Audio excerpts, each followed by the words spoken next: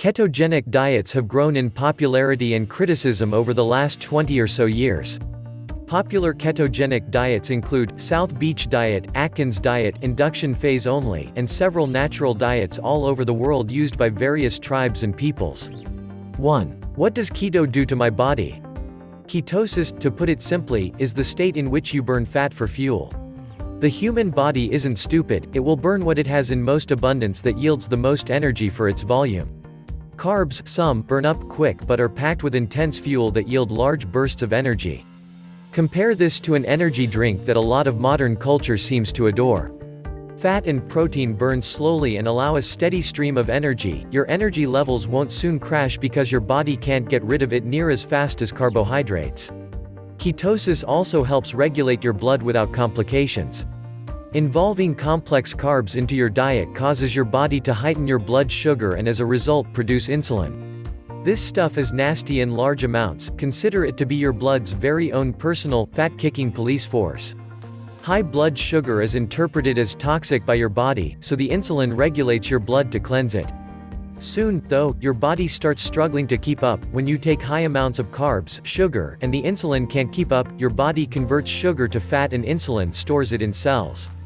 Your body is capable of regulating your blood sugar on its own without help when you aren't mainlining so much sucrose. Ketogenic diets avoid such problems. But what about heart disease and cholesterol? I don't wanna die, bacon isn't worth it. There is no evidence linking any bad cholesterol or heart disease with animal fat. Early human beings ate more than 5 times the modern recommended intake of animal fat and protein. Do not worry about high anything while on keto other than energy levels. 2. What do I eat and why? I'm a firm believer in having a varied, balanced diet. Keto offers plenty of options in this department. The fact is that you eat exactly what you want to. Some ketoers do their entire meal plans with bacon and eggs with multivitamins. Some do all veggies, some fish and eggs with no vitamins. I, personally, eat everything.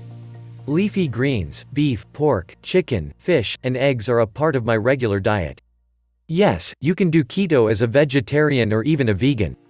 So what's up with fat, protein and fiber and all that crap? What does it all mean? Fat is essentially satiety. Eating fat keeps you full and makes you not want to gorge on French fries and Coke every 2 hours. Contrary to popular belief, you don't have to eat 100,000 grams of fat to stay in ketosis. Though it is good for ketosis, it has nothing to do with how much fat you take in. Protein is muscle fuel, to put it simply. Maintaining protein levels keeps you burning fat and not muscle tissue. While little evidence is present to suggest you need fiber in your diet, it can be used to keep your bowels in check. Plus, you naturally get fiber from leafy green veggies. Green veggies, while being delicious, are rich in vitamins A and K and fiber. So why dislike fiber when it comes with all kinds of amazing beneficial nutrients? Embrace the greens. Carbs, carbs, carbs. As long as you're generally under 20 grams of them per day, you're fine. But try to get those carbs in vegetables or nuts, simple carbs.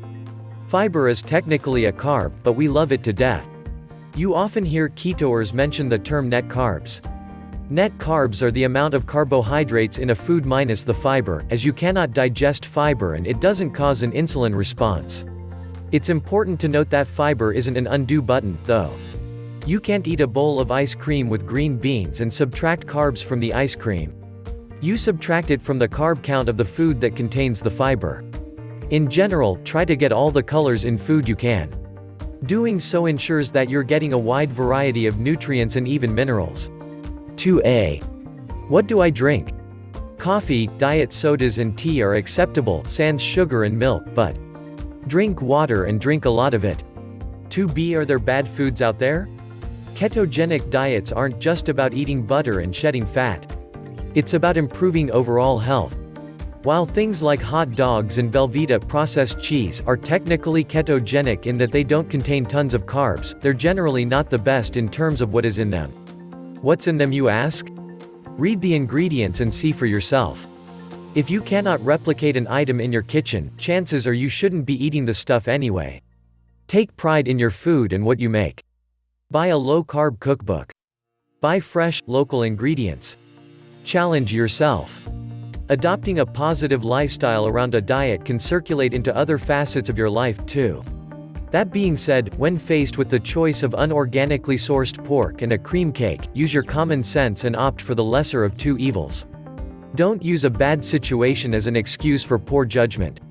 3. Exercise, where do I start? This is perhaps the most controversial question in all of the keto community. Exercise is great for your health, there is no question about it. Does exercise contribute largely to weight loss? Not really. The answer of if you should or should not lies within the question of what you want from a ketogenic diet. Do you want to shred tons of weight? Do you want to build way more muscle? Do you want to do both at the same time? Do you just want to tone muscle? All of these come into play when exercise becomes involved. Someone like Gary Taubes will tell you that exercise isn't for weight loss because it leads to overeating later and you often eat more than you burned with the rigorous exercise. For way out of shape people, this may be the way to go for most of the weight loss journey. If you can exercise and not overeat, by all means continue. What exercise you take up is up to you. Do something you enjoy, simply put. Do you like running? Buy a pair of shoes and have at it. Cycling your thing? Bike to your heart's content. It's all good for you, but remember to never let exercise get in the way of your goal. Take things in stages. Maybe you need to lose 100 pounds or so before you start involving cardio or HIIT. This isn't supposed to happen overnight. There is no right or wrong answer other than what's appropriate for you. Exercise is important for health but not a complete staple for weight loss. 4. How long should I do keto? The short answer is for as long as possible. Some of us indulge more in carbs when we reach our target fitness, but many of us never go back. After all, you don't tell a druggie or an alcoholic to partake once in a while for indulgence sake. This isn't meant to be a temporary fix or an excuse to go back to binging on hundreds of grams of carbs. It's been a week. Why do I feel like crap? The first week or more is your body adjusting to the low-carb lifestyle. This includes feeling miserable with symptoms of influenza, colloquially known as the dreaded keto flu. Your symptoms will eventually go away, don't worry. In the long term it is very worth it, and if you're lucky you won't get it at all. Stay hydrated and drink salty broth if possible. Try not to overexert yourself for the first week of the diet, wait to become more accustomed to using ketones as a primary fuel source before attempting too much exercise. 5. How do I know if I'm stalling, plateauing? Plateauing is when you stop losing weight entirely for 2 weeks or more. It happens to all of us and there are a few ways to push through it. Firstly, fluctuation is natural when it comes to weight loss. Water is coming and going so fast in keto that you can never trust a scale to the exact decimal. The general rule is to weigh in once every 2 weeks or so, and assess where you're at in terms of progress. More importantly, put in the effort to log your food.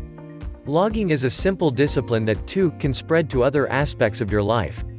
While you don't have to count your calories, it makes understanding problems a hell of a lot easier. There are a few ways to combat plateauing.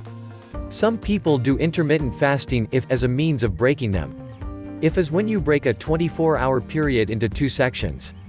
For example, a 20/4 if schedule means that you fast for 20 hours only drinking water and then have 4 hours of calorie intake. You should do this anywhere from 3 to 7 days in order to break a plateau, and some people even do it continuously. Water during a fasting state keeps your metabolism active and keeps you hydrated. 6. Booze, what's it do? Alcohol is allowed on a low-carb diet, but it certainly doesn't come without a price. Booze does count toward the calorie count and often has carbs, so be careful. In the same way your body burns fat over muscle, it also breaks down alcohol before others, as it's toxic and needs to be handled as a priority. This means while you're drinking and alcohol is in your system, you are not burning fat. It is also worth mentioning that your alcoholic tolerance is lowered on while low-carbing. Space your drinks out more and be sure to avoid carby drinks like beer and sweet wines. Be safe and stay hydrated. Credit to this article Keto on our Keto. Check the links in the description for our keto resources. Thanks for watching.